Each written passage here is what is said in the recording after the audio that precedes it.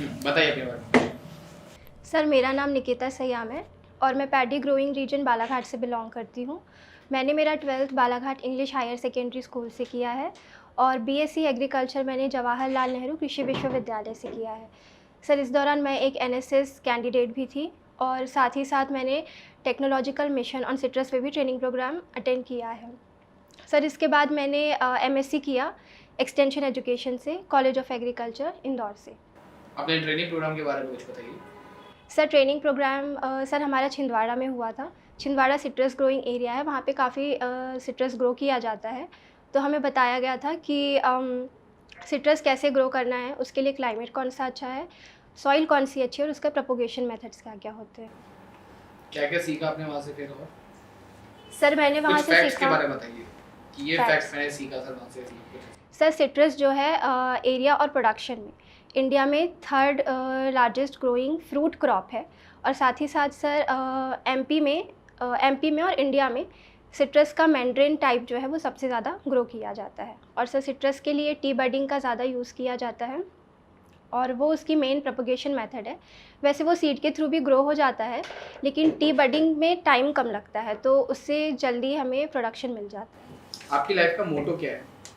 Sir मेरी life का मोटो ये है कि मैं एक सक्सेसफुल पर्सन बनूं और सर सक्सेसफुल पर्सन मतलब मैं ऐसा पर्सन बनूं जो कि अपने फैमिली में जो मेरे छोटे भाई बहन हैं उन्हें मैं इंस्पायर कर सकूं और अपनी फैमिली को सपोर्ट कर सकूं। आपकी क्या क्या वीकनेसेस है?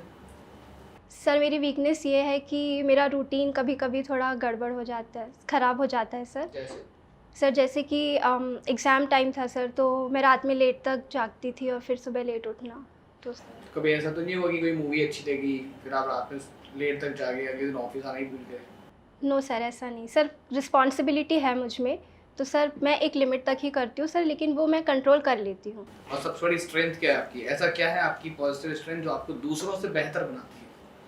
सर मेरी स्ट्रेंथ ये है कि मैं बहुत अडेप्टिव नेचर की हूँ और मैं बहुत अलग अलग जगहों पे रही हूँ तो मुझ में अडेप्टेबिलिटी बहुत है और सर मैं काम कंपोज और पेशेंस मुझे बहुत है जो कि इस जॉब की रिक्वायरमेंट है।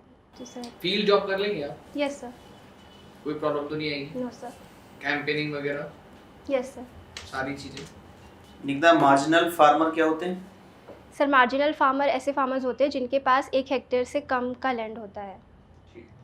ऑर्गेनिक फर्टिलाइजर क्या होते हैं और कुछ 5 प्रकार बताइए। सर ऑर्गेनिक फर्टिलाइज़र ऐसे होते हैं जिनमें किसी केमिकल का यूज़ नहीं किया जाता है और ये क्रॉप प्रोडक्शन के लिए बहुत अच्छे फैक्टर्स होते हैं और ये नेचुरल रिसोर्सेज को सस्टेन करके रखते हैं और एक्सप्लॉइट नहीं करते नेचुरल रिसोर्सेज को। जैसे कि सर हम फार्म यार्ड मैन्योर यूज़ कर सकते हैं, केक्स यूज़ कर सकते हैं, वर्मी कंपोस्ट यूज़ कर सकते हैं, नाइट सॉइल एट्सेट्रा। एग्रोनॉमी के बारे में बताएं। सर एग्रोनॉमी एग्रीकल्चर की वो ब्रांच है जो कि क्रॉप प्रोडक्शन से डील करती है, फार्मर्स की प्रोडक्शन बढ़ाने के लिए। कैश क्रॉप क्या होती है? कैश क्रॉप वो क्रॉप होती है जिससे अर्निंग की जाती है, जिन्हें हम ग्रो करते हैं और फिर उसके बाद हम उसे मार्केट में सेल करते हैं ताकि हमें अर्निंग हो सके। क्रॉप डिसीज़ के बारे में बताएं। सर क्रॉप डिजीज़ में सर हम बहुत सारे टाइप की क्रॉप उगाते हैं तो सर हर क्रॉप के लिए कुछ पर्टिकुलर डिजीज़ होती है जो इंसेक्ट पेस्ट के कारण हो जाती है या फिर कुछ क्लाइमेटिक कंडीशंस के कारण हो जाती हैं जो कि उसका प्रोडक्शन अफेक्ट करती हैं जिससे क्रॉप का प्रोडक्शन कम होता है। मत्स्य संपदा योजना क्या है? सर मत्स्य संपदा योजना फिशरीज़ फार्मर की अपग्रेडेशन के लिए लाई गई थी। इसमें सर फिशरीज़ फार्मर्स को सब्सिडीज़ दी जाती है और इसमें उनके लाइफस्टाइल अपग्रेड हो और फ़िश कल्चर प्रमोट हो, इसका ध्यान रखा जाता है। ठीक है। फसल बीमा योजना क्या है? सर प्रधानमंत्री फसल बीमा योजना एक तरह की सर क्रॉप इंश्योरेंस स्कीम है। इसमें सर फसलों के बर्बाद होने के कारण, चाहे वो किसी नेचुरल कैलामिटी के कारण हो, उसके कारण किसानों को ज़्यादा नुकसान ना झेलना पड़े तो उसके लिए उन्हें इंश्योरेंस कवरेज दिया जाता है। रबी के लिए इसमें 1.5, खरीफ के लिए 2 and horticulture and commercial crop के लिए 5%। किसानों की आय दोगुनी हो सके, इसके लिए आप क्या क्या उपाय करेंगे? सर किसानों की आय दोगुनी करने के लिए सबसे पहले तो उन्हें डिफरेंट स्कीम्स होती है उनके बारे में हम जानकारी देंगे। जैसे सर जनधन स्कीम है, प्रधानमंत्री जनधन स्कीम, तो इसके थ्रू उनका खाता बनाया जा सकता है जिसके कारण उन्हें सब्सिडी का तुरंत लाभ मिल सकता है, जिससे कोई मिडिलमैन नहीं आएगा, तो कोई एक्सप्लॉइट नहीं होगा फार्मर। और सर साथ ही साथ KCC स्कीम है, किसान क्रेडिट कार्ड स्कीम। इसमें सर उन्हें सर किसान क्रेडिट कार्ड स्कीम में उन्हें सर क्रेडिट प्रोवाइड किया जाता है। उन्हें मतलब उनकी फसल में होने वाले जितने खर्चे होते हैं उनके लिए पहले से उन्हें क्रेडिट प्रोवाइड किया जा सकता है, जिससे कि उनकी प्रोडक्शन अच्छी हो। निकिता जी, ये बताइए, एक टर्म होती है वुमेन एम्पावरमेंट, है ना, इसके बारे में कुछ आपकी क्या राय है, बताइए, समझाइए। सर विमेन हमारी कंट्री में या फिर लाइफस्टाइल या फिर लाइफ में सर विमेन का बहुत इम्पॉर्टेंट रोल होता है। और सर पहले से हमने देखा है कि विमेन को उतनी इम्पोर्टेंस नहीं दी जाती थी, जबकि उनमें कैपेसिटी बहुत है, कैपेसिटी बहुत है, वो काफ़ी कुछ कर सकती है। इसलिए सर विमेन एम्पावरमेंट हमारी कंट्री में लाना बहुत ज़रूरी है। और सर अभी बहुत अवेयरनेस भी फैली है इस विमेन एम्पावरमेंट को लेके। कुछ 5 स्कीम्स बताइए आप ऐसी जो वुमेन एम्पावरमेंट के लिए चलाई जा रही हैं, चाहे वो सेंट्रल गवर्नमेंट की हो चाहे वो स्टेट गवर्नमेंट की हो। सर बेटी बचाओ बेटी पढ़ाओ स्कीम चलाई जा रही है। सर इसके अंतर्गत जेंडर डिस्क्रिमिनेशन को ख़त्म करने को प्रमोट किया जा रहा है कि जेंडर डिस्क्रिमिनेशन कम से कम हो। और गर्ल चाइल्ड का जो फीमेल फिटिसाइड होता है, उन्हें मार दिया जाता है जन्म से पहले, सर उसको कम करने के लिए ये स्कीम लाई गई है।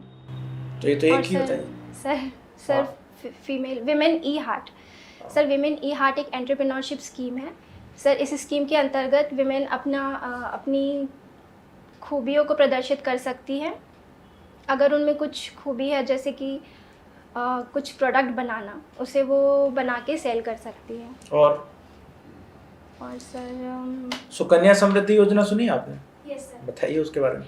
सर सुकन्या समृद्धि योजना भी सर इसमें अकाउंट बनाया जाता है, जिसमें 250 से लेके 1.5 लाख तक का अमाउंट इसमें डिपॉजिट किया जाता है। अच्छा, अभी ये 250 रुपये मिनिमम है, इसके पहले कुछ और मिनिमम अमाउंट हुआ करता था, शायद 1000, नहीं पता सर? No sorry sir. अच्छा, अभी बजट में एक स्कीम आई है इसी को लेकर के कुछ? Sorry sir. ठीक है, 5 फेमस फीमेल पर्सनैलिटी के नाम बताइए आप। Female personality sir Nirmala Sitharaman ji, जो कि हमारी फाइनेंस मिनिस्टर है। सर वो हमारी सर वो उन्हें अभी बजट भी दिया है और ये उनका लास्ट बजट था। ठीक है, बजट के बारे में क्या जानती हैं? बजट डेफिसिट क्या कहलाता है?